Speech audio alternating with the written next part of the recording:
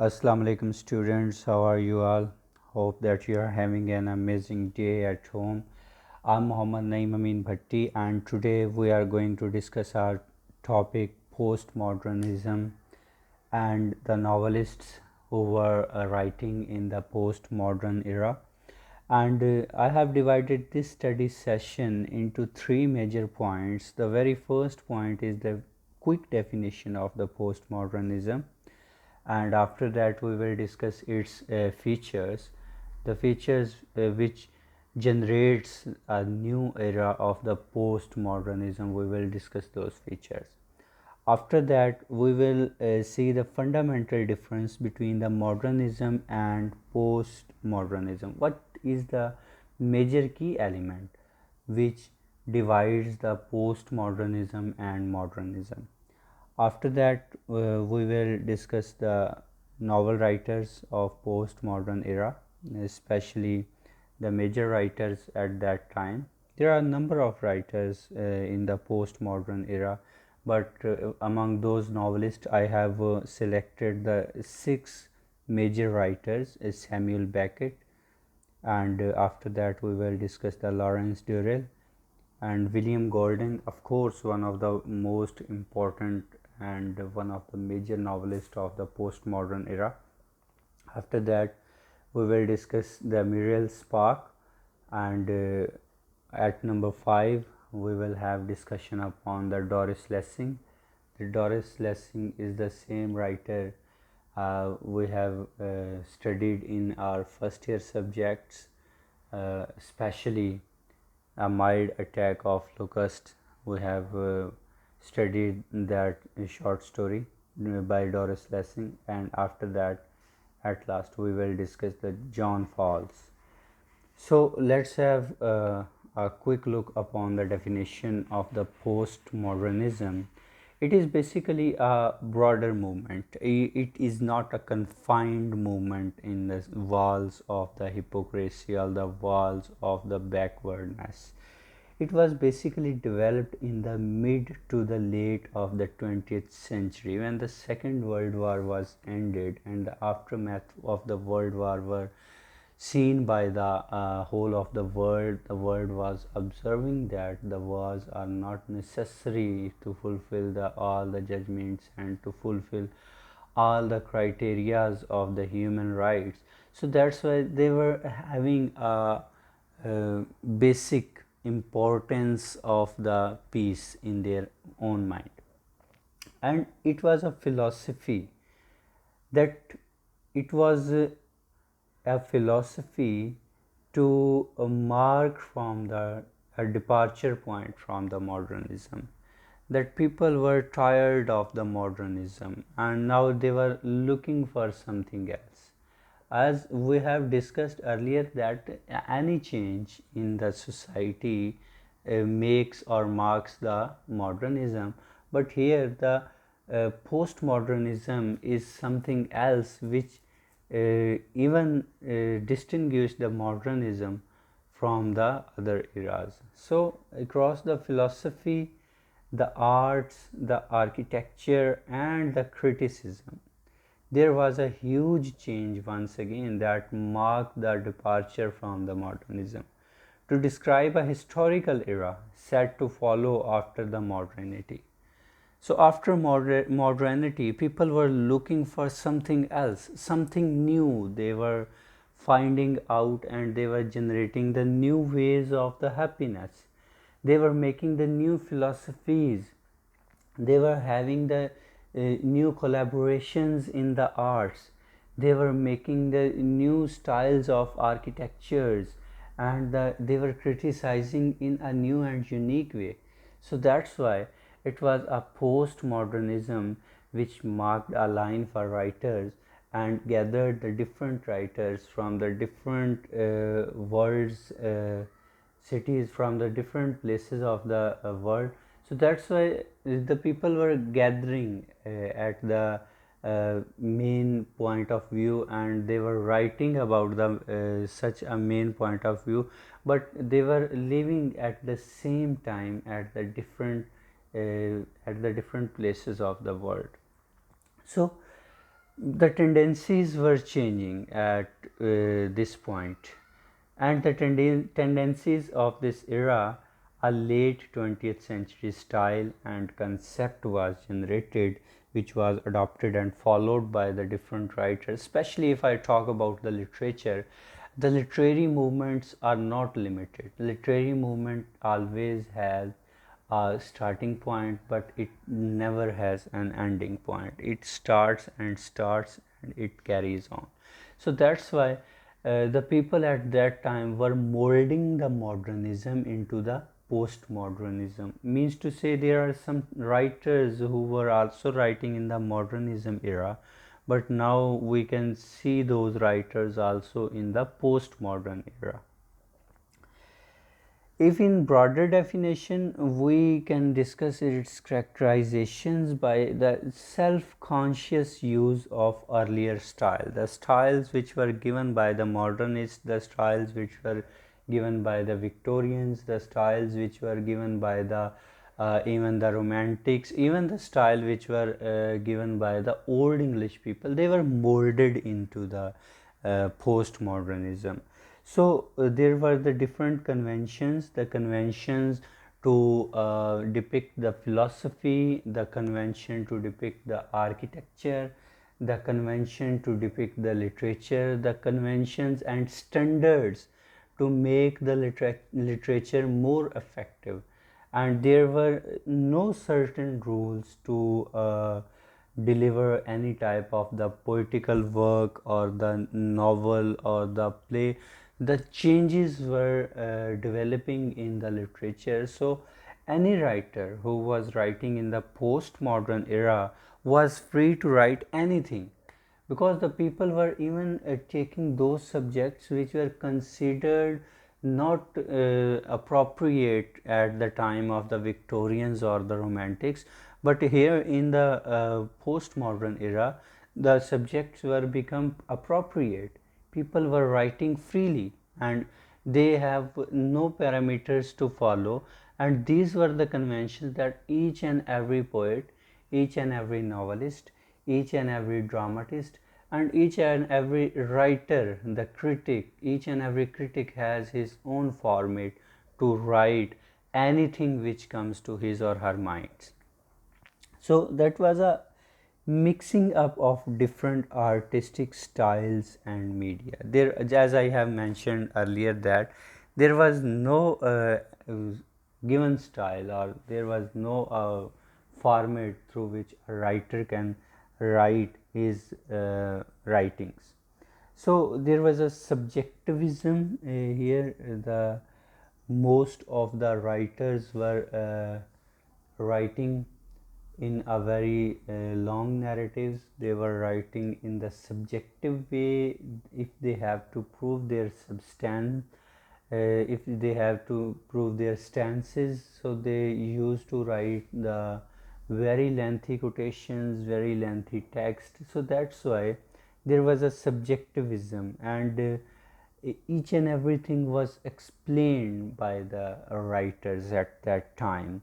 And there was some kind of relativism, that the relation of the things and the subjects, the themes, the ideological thinkings, and especially the imagination were related to the other things. Relativism was very common in the postmodern writers, and this is the basic definition of the postmodernism, that each and everything was related. For example, I am going to give you an example, that if any person says the house was destructed, and he is going to show that, he is going to relate that after the war the whole of country was destroyed. So this kind of relativism was very common in the postmodern era. A general suspicion of the reason was in front of the scene at that time, that the people was very much suspected about the reason. They were following the reasons, finding out the reasons, and they were suspecting it. And especially at that time, when the reason was pretty much of important, that they know that there is always a solid reason behind every happening. I will say that they were thinking there because that was the era of science. That science and technology was pretty much developed at that time. So the people was used going to think that there is always a solid scientific reason behind every happening. So there was an acute sensitivity to the role of ideology. The ideologies were developing, especially that is the era when the Pakistan was came into being. That was also a form of ideology, that in 1947, and the second world war was ended in the 1945. So that's why after that people were more rational, people were more logical especially, and people were thinking in the reasons also. And so far they were able and succeeded to maintain the political and economic power, because the political powers were changing at that time. Ireland was separated from the United Kingdom, Pakistan was separated from the subcontinent, and especially India, and also the Bangladesh was separated at that time by hook or crook through any means. But there was the ideological drift was founded at there, and especially the political powers were uh, changing at that time. The narratives of the politicians, especially if I talk about the 1971 in the subcontinent, that how the Pakistan and Bangladesh were separated, though whoever the enemies were, especially the India was making such kind of decisions to separate Pakistan and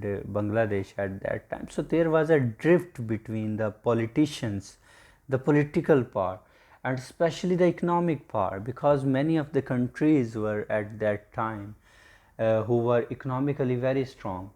And after that there was a drift, that the economic power was just changed. I will discuss once again the example of Russia, that the Soviet Union of Russia was torn into pieces, and many of countries were ejected out from the Soviet Union of Russia, and they got independence at that time. So there was a change of political power, that people do know about their political identities, and especially the economic power was changing, because United States of America was at that time becoming a superpower of the at the economic level. So that's why all the countries, and especially the Japan and the other countries, were now behind the scenes. So that's why they were not taking part in the World Economic Forums and the World Political Forum.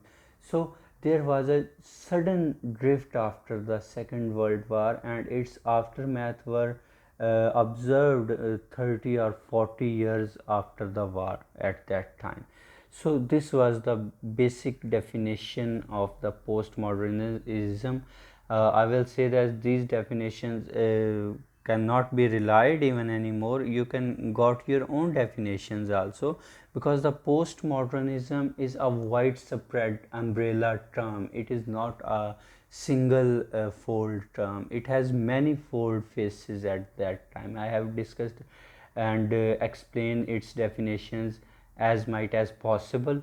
So now if we talk about the characteristics of postmodern era, the characteristics of the postmodern era are: the very first one, both stylistically and ideologically, it was a marked terminology. That stylistically, the verbal accent and the words and the dissections of the words, meaning of the words were changing, phrases were changing at that time, new words were going to added upon these things, and especially the ideology were of the pretty much importance at that time. As I have mentioned earlier, that each and every person know about the ideology, that what is ideology. So you can say that every person has his or her own point of view, and that was called the ideology. Now, by a reliance on such literary conventions, the people were very much concerned with the such ideologies and changing philosophies of the life. In the text of the novels and especially in the dramas, we are going to see the fragmentation of some kind, that there was a fragmentation, that things were fragmented by the people. After that, we see the paradoxes in it. The paradox is the important one of the major characteristic and feature of the modernism era. And if we talk about the narratives and the narrators of the novels and the dramas, then they are unreliable, means to say the reader doesn't able to think that this narrative will go through, or it will die at the time, or this character is going to be alive or be die. There are the sudden changes and the abrupt changes in the text, and in the text of dramas and in the narratives of the novel, and they are unreliable. We cannot trust on those narratives. After that, we talk about the unrealistic and downright impossible plots of the novels, impossible plots of the dramas, impossible plots of the, even if we talk about the setting of the poem, they are the impossible, they are the downright, the unrealistic, they are not real, like science fiction. Some people, as we have studied the dark they were and golden eyed in our first year course, so there the settings are unrealistic, that those people are on the Mars. Physically or practically, no people can survive on the Mars, but they were still surviving there. And that's why, because they were making the unrealistic things, the science fiction things, so it was impossible for readers to capture the plots and to understand the scenery depicted on those novels and the dramas especially. And there were absurdism, the absurdity given by the Samuel Beckett. I will specially name the Samuel Beckett, who is the founding father of the theater of absurd.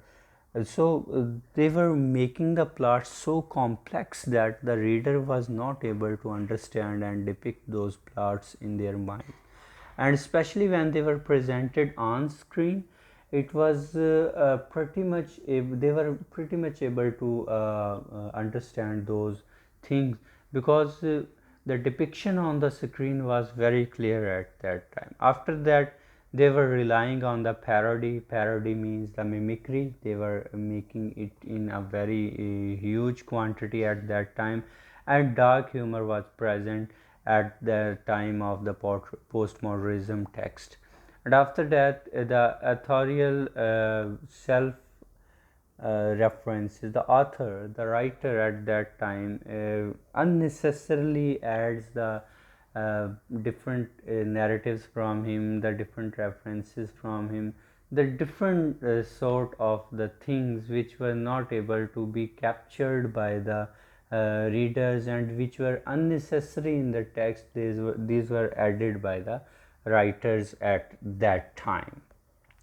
So, having a look upon the features of the postmodernism, we are able to discuss the different writings written by the novelist of the postmodernism.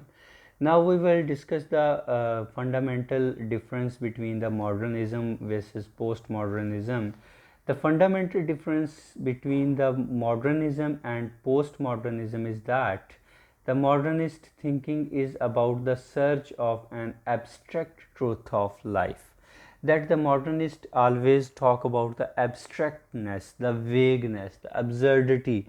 But here in the postmodernism, there are something true that, but having the screen of the absurdity and vagueness also. While postmodernism thinkers believe that there is no universal truth, abstract or otherwise. They were not finding out any universal truth, I tell you. They were only talking about the things these were common in the society at that time. They were making their plots by the simple things from the society, but making the plots complex by using the different scientific measures at that time. Even the settings were not defined at that time. the settings were actually so complex and absurd and abstract or otherwise any other things. They were not universal and nothing was defined in the postmodernism era. And especially in the today's science fiction movies, we can also see that the things which are going to happen in the Hollywood movies are totally unreal, unrealistic and unreliable. We cannot trust on those things. Even a person who can make the miracles from his or her hand, either he is a female, he is a male, or she is a female. So that's why there were the certain kind of characters which were made, which was unbelievable to be admitted by our mind, especially Spider-Man, Superman, Batman. These are the Thor. There are some characters which has been developed by the modernist writers and the postmodernist writers, especially the postmodernism writers. So they are the unbelievable to rely. They are the unbelievable. The mind never accept those characters which were made by the postmodern writers and the novelists especially. Now we discuss the very first writer of the postmodernism era, the Samuel Beckett from 1906 to 1989. His full name was Samuel Beardsley Beckett from 13 April 1906. He was born on 13 April 1906 and was died on 22 December 1989.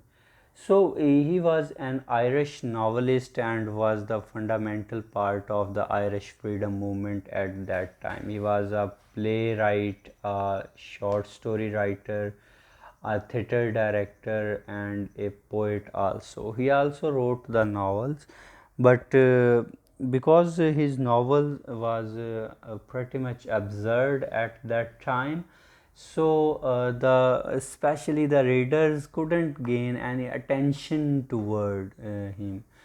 The reader was not sure that how to define his characters. Even in his drama, he gives the characters in a very irrational way, and his plots are very absurd and his thoughts are very vague. His abstraction, especially presented in the novels, are unforgettable and ununderstandable by the readers.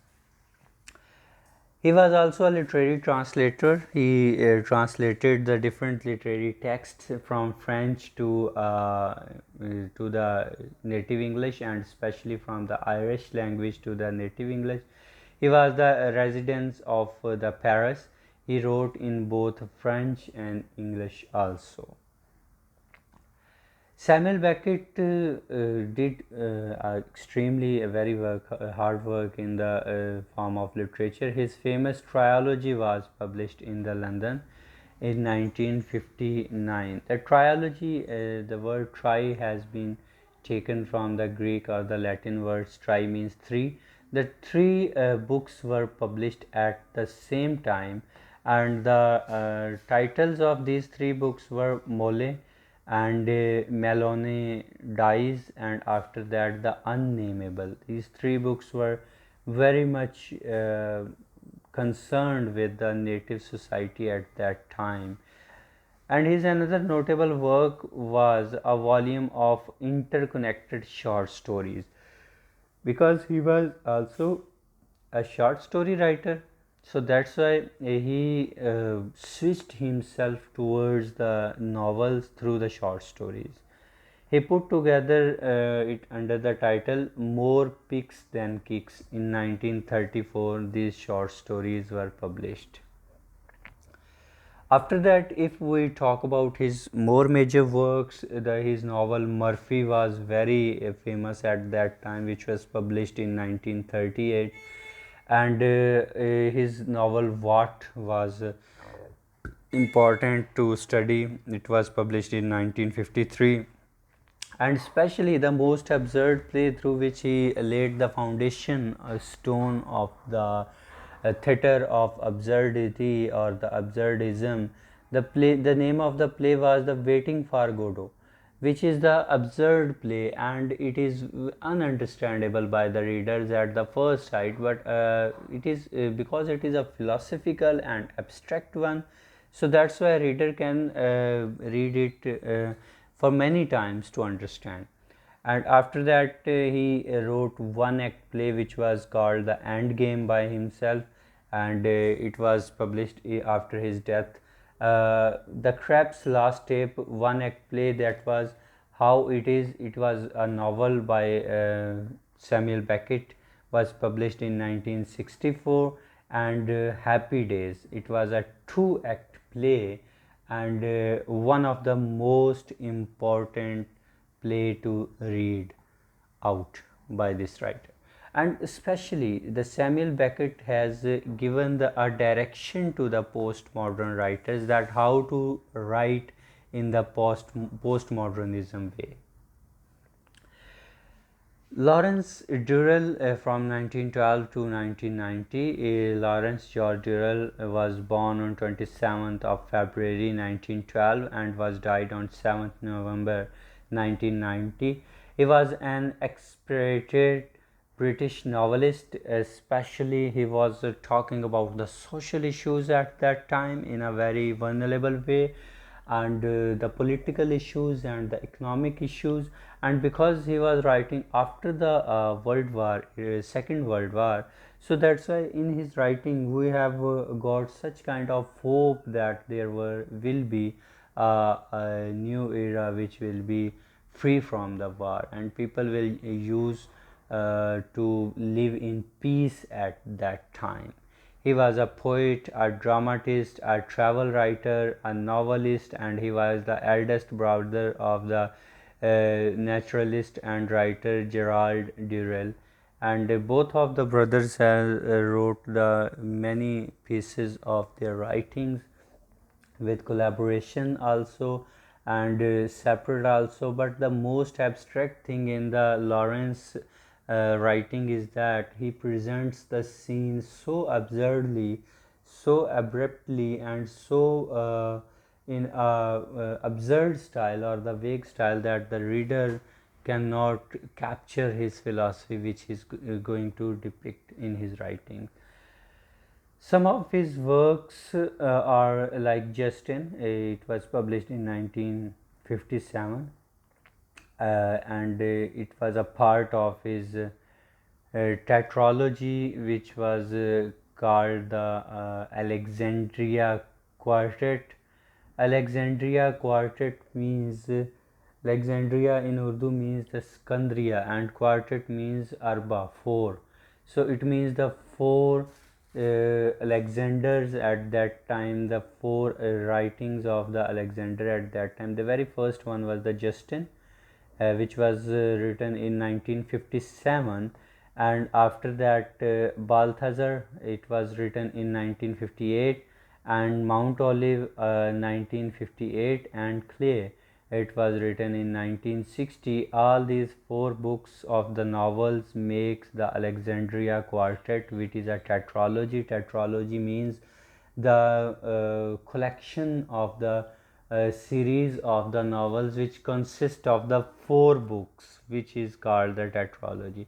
And if it was consisting of the three books, then it is called the trilogy, and if it consists of the five books, then we can say it the pentalogy, penta, from penta. Durrell was born in India, that's why he has some type of the Indian thinkings in his novel. Of families who had been the subcontinent for the several generations, so his works has been described to do that he has written pretty much about the native Indian societies also, and the history of India at that time.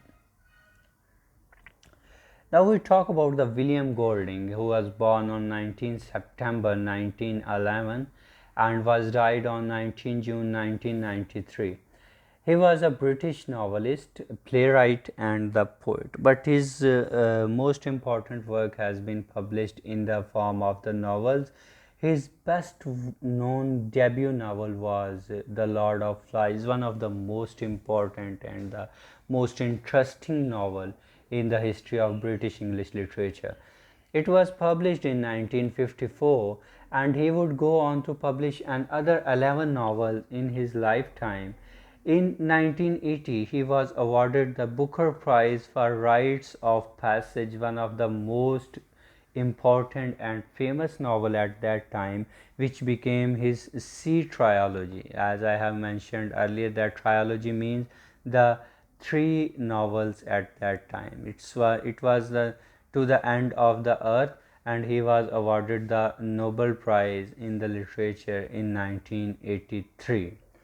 Because being a postmodern novelist, William Golding was writing in a new way, in a new and vague way, in a new perspective, and it was liked by the readers because his The Lord of Flies has the most unique and the different stories from the traditional among the traditional novels as well. If we see its stories, The Lord of Flies, there will be a abstractness and the uselessness of the ideas which are very useful for the reader to study, and there is some kind of philosophy which was entertained by the reader at that time. And his major works, his notable works are The Lord of Flies, which was published in 1954. After completing the 10 years of the Second World War, he published The Inheritors, through which he has described the different perspective, the economical perspectives, the political, the socio-political perspectives of the society. In 1956, he published The Pincher Martin, which is one of the most remarkable work from his writings. And after that, in 1959, he wrote Free Fall, and 1964 he wrote the Spire, and in 1967 he wrote The Pyramid. And The Scorpion God, one of his most important and one of his most interesting piece of writing, was published in 1971. To somehow a Nobel Prize winner writer, and he has the diversity in his writings and he has the uniqueness in his writings. His more works are The Paperman, was published in 1984, 1 year after the winning of his Nobel Prize, was pretty much concerned with the social issues and the political issues at that time. He described that the clerical work is most important than the practical work at that time. And To the End of the Earth, that was a trilogy which consists of the three novels. The Rites of the Passage was published in 1980. The Close Quarters was published in 1987, and The Fire Down Below was published in 1989, very quick from before his death. And The Double Tongue, the posthumous publication in 1995 after his death. The Double Tongue was about the hypocrisy of the society, that the people used to talk the double tongue, that they sometimes have the one narrative and at the same point of view, they at the other point they have the another narrative, that the people are the hypocrite at that time. Now we talk about the Muriel Spark from 1918 to 2006. She was born on 1st of February 1918 and died on 13 April 2006, and she was the Scottish novelist belonging from the Scotland and short story writer, poet, essayist, and her novel chosen for the Times magazine for the several times because her writings were so quick, the comprehensive writings and the most stylish ones and the most exaggerated one also. Her works consist of The Prime of Miss Jean Brodie, is a novel through which she has described the social issues. The best known for her works, The Mandelabium Gates, is a novel published in 1965, the year through which the Indo-Pak War was started. And The Driver's Seat in a Novella, basically that is a novella which was published in 1970. The Memento Mori is a novel published in 1959, and the title translates to Remember You Must Die. Its title gives that each and everything has to taste the death in each and every way. After that, we talk about the Doris Lessing. She was one of the major writer of the postmodernism era, and she was born on 22 October 1919 and was died on 17 November 2013, 7 years back from recent time. She was a British Zimbabwean or Rhodesian novelist. Rhodesia was the area on which the British colonization was going to privilege at that time, and it was under the Zimbabwe government.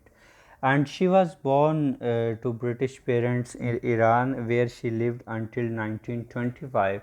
Her family then moved towards the southern Rhodesia, now it is called the Zimbabwe, and moved in the 1949 towards the London, England, and she won the Nobel Prize in Literature in 2007, and her major works are here on your screen.